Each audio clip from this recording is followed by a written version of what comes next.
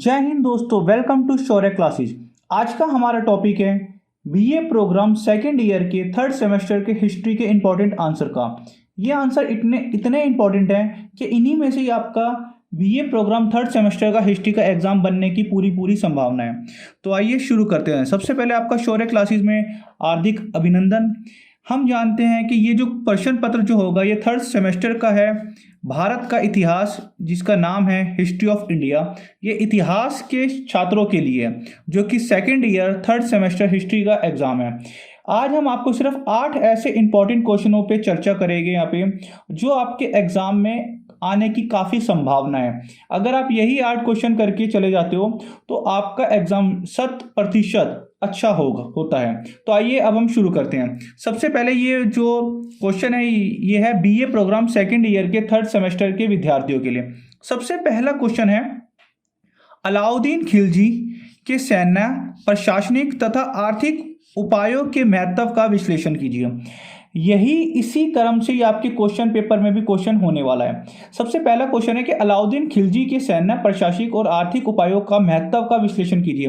अर्थात जो पहला क्वेश्चन होएगा वो अलाउद्दीन खिलजी से संबंधित होएगा। ज्यादातर एग्जाम में यही पूछा जाएगा कि अलाउद्दीन खिलजी के आर्थिक सुधारों का वर्णन कीजिए। इनके आंसर भी मैं आपको रोज की वीडियो में अपलोड कर दिया करूंगा ताकि आप अपने एग्जाम काफ़ी अच्छी तरह कर सकें।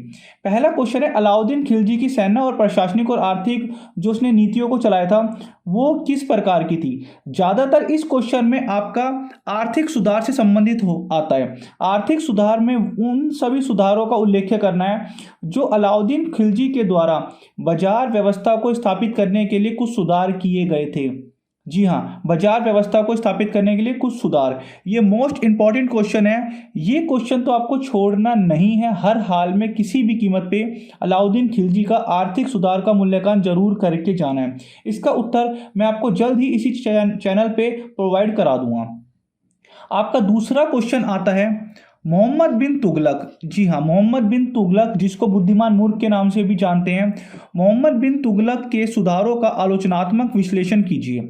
आलोचनात्मक का अर्थ है कि मोहम्मद बिन तुगलक ने भी कुछ अपने प्रजा के हित के लिए कुछ सुधार किए थे, परंतु उसके वो सुधार उल्टे पड़ गए। इसने 4-5 ऐसे कदम उठाए थे जो कि इसे नहीं उठाने चाहिए थे। पूरे इतिहास में सबसे ज़्यादा पढ़ा लिखा शासक यही था, फिर भी इतिहासकार इसे बुद्धिमान मूर्ख के नाम से जानते हैं। तो आपका ये क्वेश्चन है कि मोहम्मद बिन तुगलक के सुधारों का आलोचनात्मक विश्लेषण कीजिए और दिल्ली सल्तनत की आर्थिक व्यवस्था पर इसका क्या प्रभाव पड़ा। जो इसने सुधार किए थे उसका इफेक्ट दिल्ली की इकोनॉमिक कंडीशन पे क्या हुआ। अब हम बात करते हैं इसका थर्ड क्वेश्चन कुछ इस प्रकार से है कि प्रारंभिक मध्यकालीन भारत में धार्मिक आंदोलनों पर टिप्पणी कीजिए। ये जो क्वेश्चन है, ये क्वेश्चन भी आपका थर्ड या फोर्थ ही होने वाला है आपके क्वेश्चन पेपर में। तो इसमें ये बताया हुआ है कि जो मध्यकालीन भारत में जो सूफी भक्ति आंदोलन जो स्टार्ट हुआ था उनकी क्या विशेषता थी, उनके क्या कारण थे।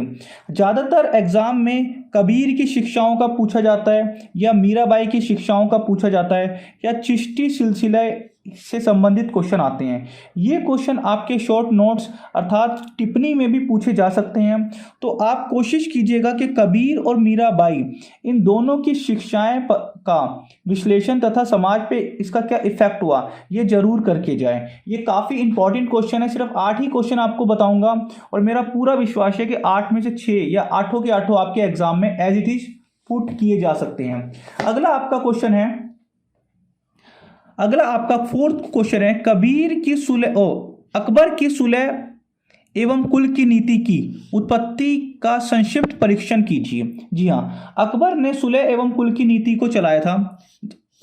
इसका भी उत्तर मैं आपको जल्द ही इस चैनल पे दे दिया जाएगा। सुलह एवं कुल की एक नीति थी जो कि अकबर के द्वारा चलाई गई थी। इस नीति के द्वारा अकबर ने अपने साम्राज्य का विस्तार किया था और अपने शासन में शांति व्यवस्था स्थापित करने की कोशिश की थी।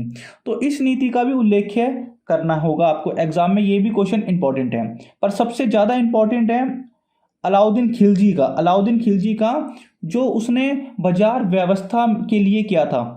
आपका 5वां क्वेश्चन है जो कि इस प्रकार है कि अकबर से औरंगजेब तक के मुगल काल के अंतर्गत स्थापत्य कला।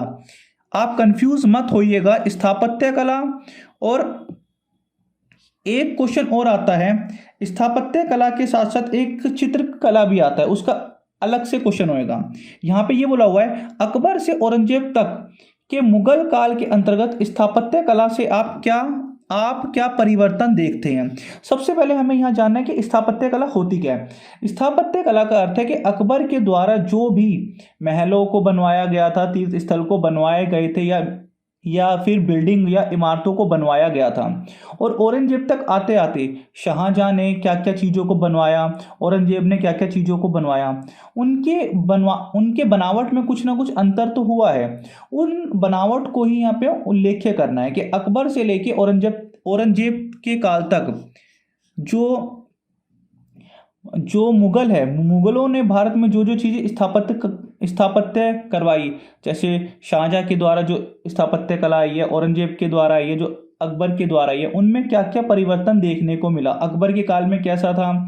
उदाहरण के लिए जैसे मैं एक बात बताता हूँ, जैसे अभी आप कोई मकान बनवाते हो तो शायद उसके फीचर आज को देख के किए जाएंगे, परंतु आने वाले 40 साल बाद अगर आपका पुत्र कोई मकान बनाता है तो वो कुछ अलग तरीके का होगा, उसमें कुछ ना कुछ अलग तरीके का होगा। इसी प्रकार से आने वाले 50-60 सालों के बाद मकान कुछ और अलग तरीके के होएंगे।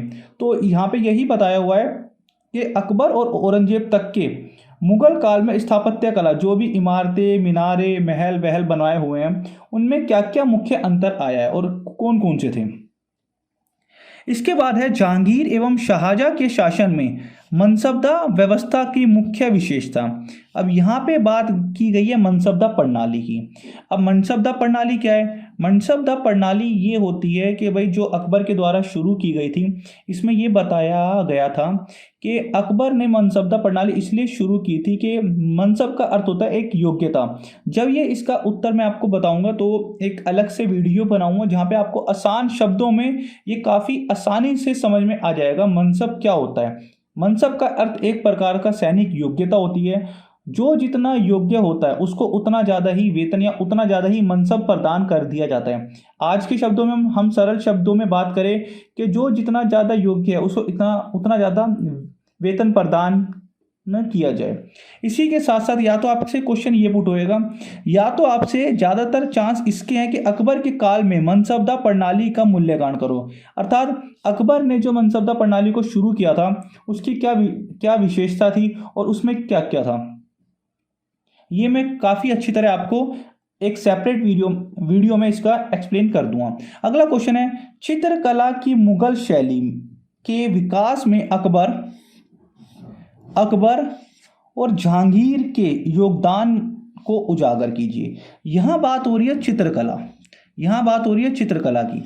चित्रकला का अर्थ है, जैसे स्थापत्य और चित्रकला दोनों अलग अलग है। स्थापत्य कला में इमारतों का, बिल्डिंगों का निर्माण किया गया है, लेकिन चित्रकला में जो पेंटिंग होती है उसका निर्माण किया गया है। जहांगीर चित्रकला का इतना ज़्यादा प्रेमी था कि कहा जाता है कि जहांगीर अगर कोई भी 2-4 अगर व्यक्ति एक ही पेंटिंग को निर्माण करते हैं, मान लो एग्जांपल के लिए कोई एक पेंटिंग है, उसको 4 पेंटरों ने बनाया है, तो जहांगीर उस पेंटिंग को देख के ये तक बता सकता था कि भाई ये वाला हिस्सा इस पेंटर ने बनाया, ये वाला हिस्सा इस पेंटर ने।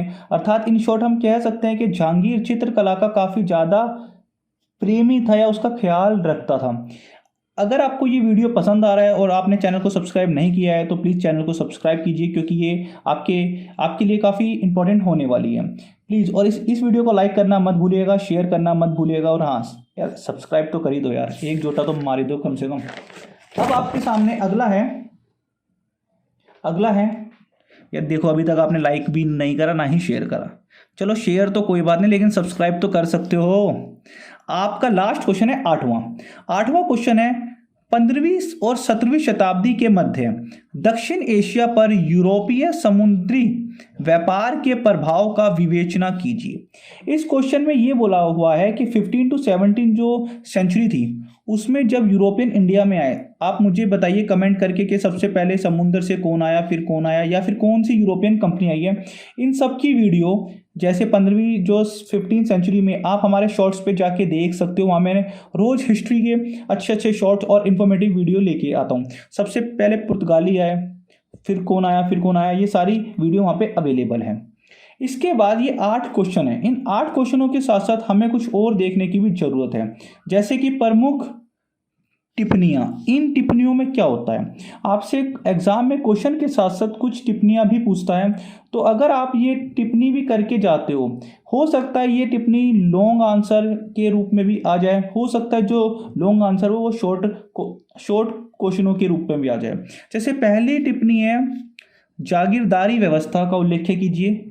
दूसरी टिप्पणी है आपका चक्कीनामा और चरखानामा से क्या क्या समझते हो। तीसरी टिप्पणी में बताया गया एकता प्रणाली क्या है। और फोर्थ जो टिप्पणी है वो शिवाजी के प्रशासन या उससे सैनिक तंत्र के बारे में क्वेश्चन पुट किया जा सकता है। तो शिवाजी के ऊपर ज़्यादातर चांसेस है कि शिवाजी महाराज के ऊपर एक लॉन्ग क्वेश्चन आ सकता है कि शिवाजी के नेतृत्व में मराठों का उदय कैसे हुआ, या उसकी सैनिक और राजनीतिक व्यवस्था का उल्लेख कीजिए। अब इसके साथ साथ यार ये तो होगी हमारे क्वेश्चन से रिलेटेड, लेकिन आप आंसर लिखना कैसे हैं। आप 3rd सेमेस्टर में हो, आप फर्स्ट टाइम एग्जाम लिखने आप जाओगे, तो आपको क्या क्या बातों को याद रखना है इन माइंड में। सबसे पहले याद रखने योग्य बातें, जैसे पहले आता था ना शक्तिमान, छोटी छोटी मगर मोटी बातें, उसी प्रकार से है कि भाई आपके टोटल आपको 4 या 5 क्वेश्चन आपको करने होते हैं, तो 3 घंटे का आप पे समय होता है। तो आप कोशिश कीजिए कि हर एक क्वेश्चन को 35 से 40 मिनट ही दे, उससे ज़्यादा ना दे। अगर उससे ज़्यादा देने की कोशिश करोगे तो आपके सारे क्वेश्चन अटैम्प्ट नहीं हो पाएंगे और आपका एग्ज़ाम छूट जाएगा। और कोशिश कीजिए कि लगभग सभी उत्तर 500 शब्दों में ही दें, एक उत्तर 500 शब्दों में। अब सभी बच्चों को कन्फ्यूजन होती है कि भैया हम एग्ज़ाम पेपर करें या फिर उन शब्दों को काउंट करें, 1 2 3 4, एक शीट में इतना शब्द आ रहे हैं। ये मत करो। अमूमन क्या होता है कि एक साइड पे अगर आप उतारते हो तो 120 से 135 शब्द आ जाते हैं। तो आप कोशिश कीजिए कि कम से कम 4 से 5 शीटें भर दें। आगे पीछे की मिला के 2 शीट होती है। ऐसे ही आप अगर करते हो तो कम से कम आप 6 शीट आगे पीछे की मिला के अगर भर देते हो, अर्थात आगे पीछे की मिला के वो 6 हो जाती है। आप अगर ऐसा कर देते हो तो आपके 500 से ज़्यादा शब्द हो जाते हैं। वैसे 3 शीटों में आगे पीछे की मिला के 6 होगी तो 500 में हो जाते हैं। इसी प्रकार से प्रत्येक प्रश्नों का उत्तर पॉइंटों में ही कीजिए। अब आप ये बोलोगे ये कैसे जी, आप जो भी अगर आपको पैराग्राफ में आते हैं तो कोशिश कीजिए कि उसको भी पॉइंटों में कन्वर्ट कर दे। एक पॉइंट उतार के उसके बाद सब पॉइंट में कर दीजिए, क्योंकि इससे क्या होता है एग्जामिनर को आपका एग्जाम चेक करने में काफ़ी सहूलियत होती है। अगला पॉइंट है कि कम से कम 4 प्रश्नों के उत्तर तो जरूर करें। जैसे कि आप ये सोचते हो यार मैंने 3 क्वेश्चन कर दिए, 5 करने थे, अब मैं पास हो जाऊंगा, तो इस गलतफहमी में मत रहिएगा।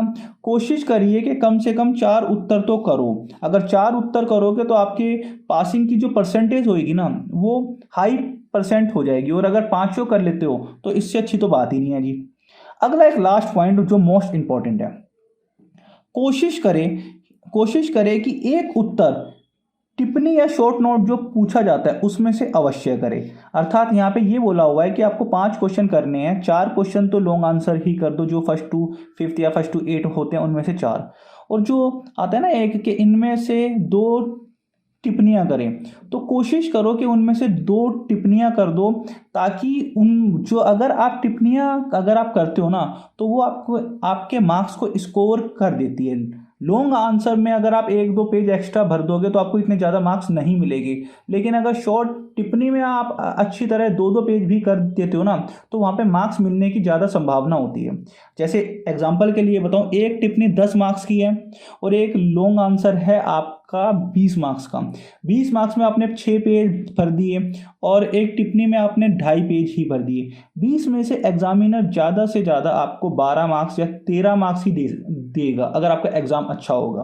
13 मार्क्स। लेकिन अगर शॉर्ट नोट 10 मार्क्स का है तो वो 7 से 8 मार्क्स आपको दे देता है यहाँ पे। और अगर 8 मार्क्स हो गए तो आपने 2 टिप्पणियाँ करी है तो ये 16 मार्क्स यहाँ से आपके इजीली कवर हो जाएंगे 20 में से। तो अगर आपको ये वीडियो पसंद आए तो वीडियो को लाइक कीजिए, चैनल को सब्सक्राइब नहीं किया है तो चैनल को सब्सक्राइब कीजिए, और हाँ यार वीडियो को शेयर करना मत भूलो। और ऐसी ही और इन्फॉर्मेटिव वीडियो आपके लिए रोज अब लेके आएंगे। आप मुझे बताइए कि अब आप कौन से सब्जेक्ट पे इंपॉर्टेंट क्वेश्चन आप चाहते हो, और इनके आंसर, इन सभी क्वेश्चनों के आंसर जल्द से जल्द मेरी कोशिश होगी कि आप लोगों तक पहुंचाया जाए। Thank you. जय हिंद, जय भारत।